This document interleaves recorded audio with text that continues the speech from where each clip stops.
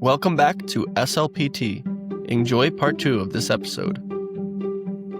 Where is CommuniCAN going in the next 1 to 3 years? What does the future look like for CommuniCAN? Yeah, so as I said, not sure if we would open a brick and mortar for some of those clients further away, or if homebound it does not work for them. Obviously, some families have a lot of siblings or a lot of pets and the kids can't focus in their own home. So maybe that would be a potential. The other thing that we are definitely going to be doing probably in 2 summers is launching summer camps. So we're going to be starting our caseload kind of drops in the summers because that's our extreme weather. So everyone flees in the summer. So I'd love to start opening summer camps, something to do indoors in the heat, and opening up a different at 1 hour or something like that, 60 to 90-minute camp where they come based on age and based on need or areas of target to work specifically on that and do kind of like an articulation group or a language group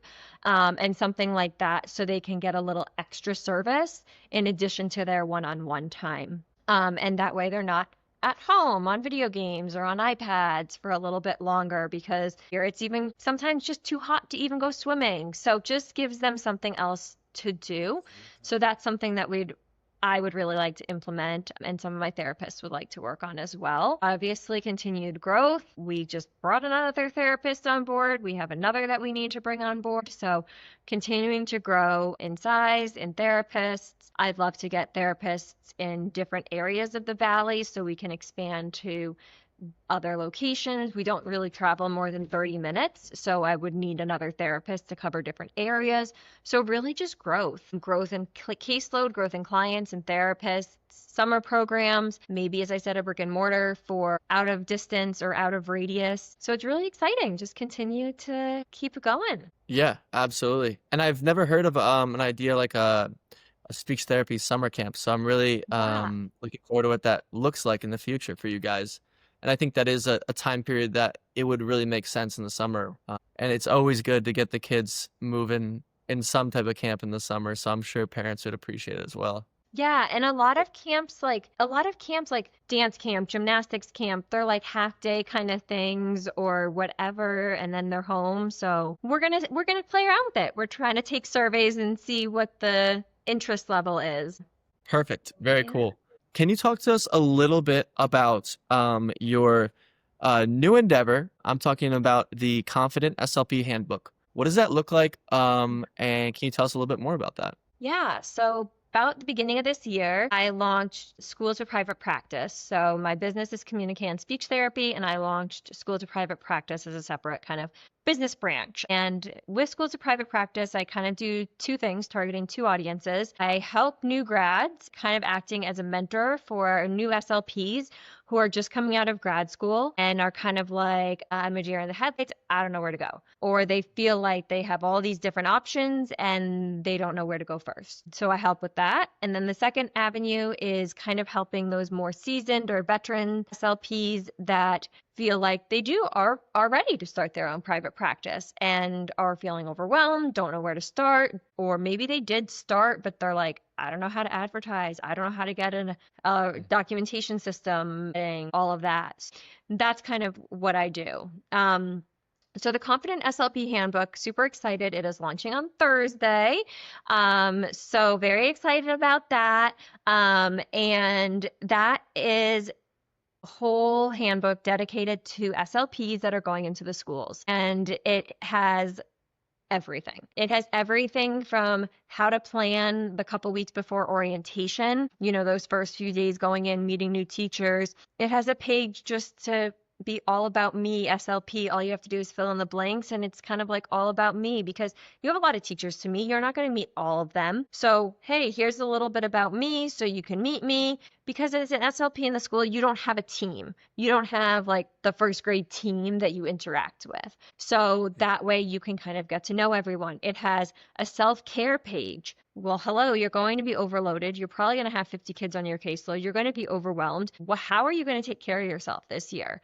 A lot of times that's overlooked. So let's plan it out now. Like, what are you going to do for you? So it has a worksheet on that. It has what questions to ask. It has a checklist of what things you need to make sure that you have going into that first week. It has recommendations of how to make a schedule, because that was my first thing when I went to the schools. I'm like, I have all of these kids and I don't know how I'm going to see them all. Mhm. So it has recommendations and tips of how to make a schedule, of how to kind of go about that process and where to start. I also included some templates of, hey, here's like an IEP tracker of due dates. Here's an evaluation tracker of when your evaluations are going to be due. I even have an attendance tracker in there so that you don't have to calculate, this is how many minutes the kids need per month, per week. It's an Excel spreadsheet. You type in the number of minutes you saw it for, and it auto calculates all of your calculations, everything for you. So there's links to all of that. There's handouts for teachers. There's a freebie already posted on my Instagram. I think the links are in the show notes for that. Yep. Links on my Instagram for a freebie of why do we play games? Because I guarantee if you hear that question once, you're going to hear it 5 times in the schools. Like, all they do is they go to speech and play games. Well, Yeah. guess what? There's a handout that you can give those teachers or those parents of why we play games, and it links to every single goal. There's a handout of what school subjects like social studies, math, science are targeted in speech, so they can kind of see the correlation. So all of those handouts are in there for you so that you don't have to reinvent the wheel. So that's the Confident SLP Handbook, helping teachers kind of start off on the right foot and feel prepared for that first year in the schools. I love that. So it sounds like there's a lot in there, a lot that's super valuable for a new SLP. So absolutely go check that out. It'll be in the link below, in the description. Thank you, Amanda, for creating that. Thinking of, those new SLPs out there who are a little bit unsure. We all were our CF year. Yeah. Absolutely can admit I was. So I think that's something that I would think is very valuable and that I would have appreciated having actually as a new grad. And by the time this podcast is out, the handbook will be completely out. So it will be in the link below. Your background of working in 4 different schools really must have given you the skills to write this handbook. So I think that's really cool. Right, for sure. Yeah. And I'll tell you, I never did it the same way in every school, and I changed it up pretty much every time. And, sometimes like there's a couple things that are in there 2 different formats, because sometimes people like it one way and some people like it another way. And I'll also say that some of those, like the attendance tracker, if you are an SLP listening and you've already gone through year 1, some of those tools and resources are available for purchase, like not purchasing the whole handbook. So you can also just get some of those things. If you click on my link, you can get those. You don't have to get the whole handbook for those. Awesome. Awesome. So I think as more and more SLPs try to diversify their income, what advice would you give those individuals? Yeah, so I would say go for it. I would say, especially new SLPs. I mean, when I started, I also worked at a rehab hospital. So in addition to the schools 5 days a week, I saw clients on Saturdays, and then I was a rehab hospital every other Sunday. And I think, that gave me income from 2, then 3 different streams while keeping my skills fresh because I had just learned them all. So that way I kind of knew where I was coming from and I was able to focus in on exactly what I wanted to do. So I thought that was a great avenue, and I highly recommend that, kind of taking different approaches and feeling out different paths as you start your career. And I think that kind of diversifying income nowadays is very typical. A lot of people want to kind of figure out how they can make more money, but how they can also go outside of the box. And I think that finding your niche and finding something that you're passionate about is all it takes to kind of find that diverse stream of income, whether that's passive income or active income. Passive income meaning something where you create it and then sell it. So think teachers pay teachers, sellers, they create it once and it keeps making money for them. Or active income, like seeing clients on the side and doing business with private clients. And it just depends on how you want to do it, to kind of feel that out. Yeah, that's perfect. I think you hit the nail on the head. People are diversifying their income, and it's super important this day and age. So I think those are a few good points for anyone starting out.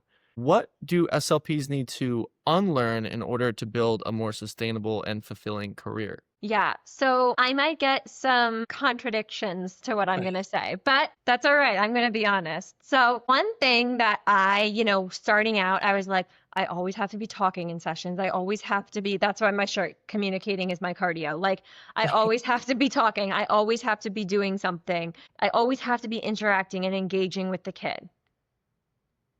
No, Yep. like that is something I have learned, is the answer is no. Again, I might get some backlash for this, but I have learned that silence is golden, Mhm. right?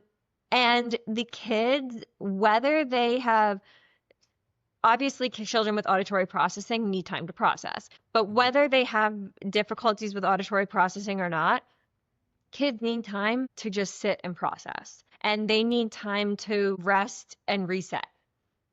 And I have found that giving kids a little bit of time to do so makes a world of difference. So sometimes for me, that's cleaning up one activity and getting another out, and I just don't talk to the kid. Sometimes that's me jotting something down on my computer if I'm typing my notes, or on my notepad if I'm writing my notes in the session, of being like, this worked really well. Let's do this next time. Or writing down what cues I gave, or even writing down 7 out of 10, 70%, improving to like writing down their actual data and just not saying anything. And guess what? They're quiet. If we're working on articulation, they're resting their mouth, or they're processing all of that verbal input I just gave them and trying to come back. Versus if I'm telling them, okay, we just finished this. Now we're going to work on X, Y, and Z. And then we're going to do this. And then we're going to do that. They're just like overwhelmed, confused, and checked out. So, kind of giving them that time, I think, is a huge benefit. Now, I'm not going to tell them you can't say anything, but I'm not going to encourage them to talk to me. Obviously, I'll respond. I'm not going to be rude, but I'm not going to force and initiate conversation. And sometimes the same goes for play. If they're playing in an activity, if they're just playing with magnetiles, what are we building? Let's build a house. And have them start the conversation if they want to talk. If they don't, maybe they truly need a break mentally. Maybe their mouth needs a break, because we all know it's a lot of work from that mind to mouth connection. So I think for me, the thing that we as speech therapists have to unlearn is that for however long your therapy session is, you have to talk to the child 24/7. Mhm. And I don't think you do. I think like they need that rest. And I will be honest, some parents, I've had to tell them this. Like I've had to say, I'm not talking. I'm giving them a few minutes to rest and reset, maybe 1 or 2 minutes, and then we'll come back. And the parents have then said, like, now I know why you do that. Like, it does make a difference. So sometimes you might have to explain it to parents or give them a heads up of why there's silence, but most of the time they understand it and acknowledge the impact. Yeah, I think that was a great take. I think that is awesome. I think it's absolutely needed when you're learning anything really, Mm-hmm. but especially in speech therapy. As a new clinician, whether you're pushing into a classroom with a teacher that you just met and you want to show that you're working, or you're pushing into a home doing home health like you are, and you want to show that parent you're working, it can at times feel like you have to be talking as the speech therapist, right? Like that is their assumption of what you have to do. But being able to self advocate and let the parents know what the intention is behind it, or the teacher, or whoever it might be, is amazing. So I think that's a great point. Thank you so much for bringing that up. Of course, yeah. Awesome. Are there any other points that you have to make to parents often, advocating for speech therapy, advocating for what you're doing? The games is the other biggest, and Mhm. that's why I made the freebie. Right. And that's why it's free. But just like understanding that games aren't just games, and games are actually application of skills that we've learned, and opportunities to practice those skills, I think is a big one. I think the other big one is that, even if I'm just talking to the kid about their day, we're working on things. I will say too, and I don't recommend this in the schools. It's probably not allowed. It's probably going to be frowned upon by districts. But if you are a private practice owner, if you are working for yourself, working in a clinic, if it's allowed, something I did recently is I sent out a mass email and I said, hey, parents, follow my business account on Instagram and I'm going to follow you back. And now every session, I check their Instagram or I see what they've posted recently. I've had kids, it's summertime, so obviously parents are posting about summer vacation. If you ask a child what did they do on vacation, what do you think they're going to say? They swam in the pool, they ate, they had fun, like nothing with substance, right? But now I have the parents' pictures from Instagram. I get so much more from the kid and so many stories. Oh, this was the day we did blah, blah, blah, blah. Like the kid is so excited to share about the story or even say, that's grandma, that's grandpa, that's my cousin, like all this stuff. So having that connection through social media, if allowed by your job, is a great way to kind of build rapport, start your session off, work on those expressive language skills, receptive language skills, conversational skills, and just have fun with the kid. I think that's amazing. And in this day and age, that's something that you can do these days and engage the student with an actual picture of themselves on that vacation, describing the picture. What's that in the background? Who's that person? Whatever it is. That's really cool. That's really cool. It's a great idea. And I'm so glad to hear that that works for you in your private practice. Very cool. Yeah. Awesome. Yeah. Amanda, can we get into a speed round of a few questions? Absolutely. I'm ready for it. Okay, cool. All right. The first one, coffee or tea? Tea, but I know it's a speed round, but iced tea, I'm in Phoenix. It has to be iced tea. Okay. Iced tea. Iced tea. The Phoenix iced tea, no hot coffee. I have never drank coffee in my Okay. life. I don't plan to start. This is all I mean, you natural can't- energy. Perfect. Perfect. All right, one word that describes private practice life. I think for me, it would just be stimulating or invigorating. Yep. Perfect. Your favorite speechy tool or resource right now? I think right now it's this website called Edpuzzle, and it has a bunch of Okay. different games and freebies on it. It's called Edpuzzle. It even has movies or short films in it that Oh. target, and the video automatically pauses and will pop up a speech question. Wow, I'm writing that down. Yeah, really Ed cool. Puzzle. All right, and mine is gonna have to be the Confident SLP Handbook. There you go. Yes, yes, of course. Of course. If you didn't say it, I had to. Of course. All right, one thing you wish grad school prepared you for? I mean, we went to Marywood, so if anyone from Marywood is listening, I mean, I can't say anything bad, right? We've already said it out there.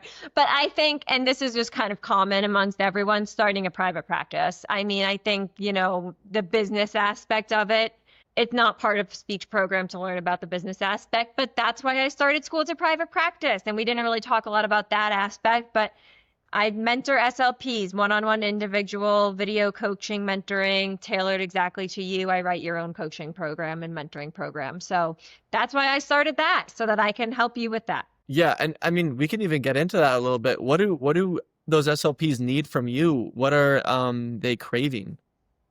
Yeah, so it definitely kind of, I've had a couple clients. One has finished working with me for at least for now, but they're always welcome back. She had already set up her business logistics in terms of like licenses and things like that. And disclaimer, I'm in Arizona, so I can't help with all the legal things in California or New York. I don't know all the legal things with different states, but she had already set up everything, but didn't know anything about electronic health record system. So helping her find a documentation system that worked, helping her with marketing and advertising, helping her with create brochures, business cards, a website design, just kind of all of those basics to really get her name out there and start getting clients. That's what we primarily focused on with her. And then obviously getting documentation. So I even created, again, I offer samples, I offer templates so that you don't have to do that creating and writing the template.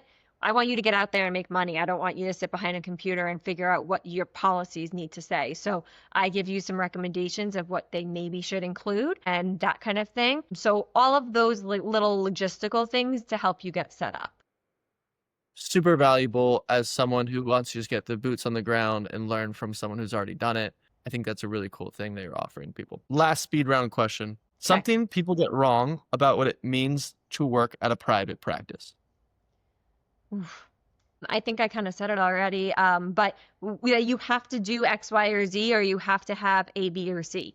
You don't have to have a brick or mortar. You don't have to take insurance. You don't have to have those things to have a private practice. You can do it in home. You can do it from your car. You don't have to have insurance in order to be successful. Insurance is a headache. So if you don't want to have the headache, just don't do it.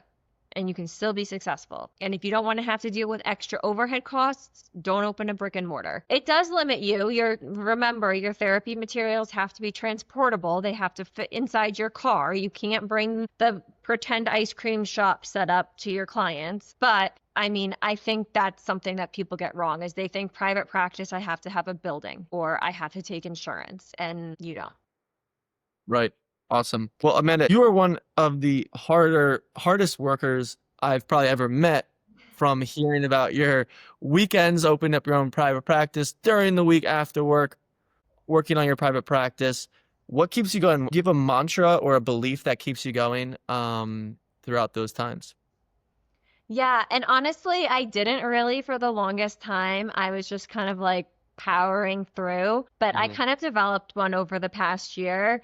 And in addition to all of this, I also teach group fitness classes as well. Between working with clients, teaching group fitness classes, and then doing my SLP mentoring and business coaching, it's kind of a three component thing. And that is you can do more than you think you can, you know more than you think you do, and you're stronger and you are stronger than you think you are. And so you are a powerhouse. So again, it's you can Beautiful. do more than you think you can, you know more than you think you do, you are stronger than you think you are a powerhouse. I love that. That's Yeah. awesome. I think that's a great thing to end on right there. Beautiful. All right. So, Yeah. Amanda, thank you so much for being here and sharing your story, from having speech services as a kid to launching CommuniCAN and now helping other SLPs do the same. Your energy, honesty, and resourcefulness are such a gift to the field. We'll be cheering you on as CommuniCAN continues to grow and empower others to say, I can do this too. Thank you so much, Amanda. Everyone can check out those links below in the details of the podcast, and any other social media that you would like to put out there on during the show. Just my Instagrams, because I have two. My two Instagrams, one for CommuniCAN, one for School to Private Practice, and then so follow my CommuniCAN Instagram as well as my School to Private Practice Instagram, and then you can also find the link for my handbook and my coaching program in the show notes. Perfect. Awesome. All right. Thank you so much, Amanda. Thank you for having me. It was a pleasure to be here. Of course. All right. Bye, everyone. Bye bye.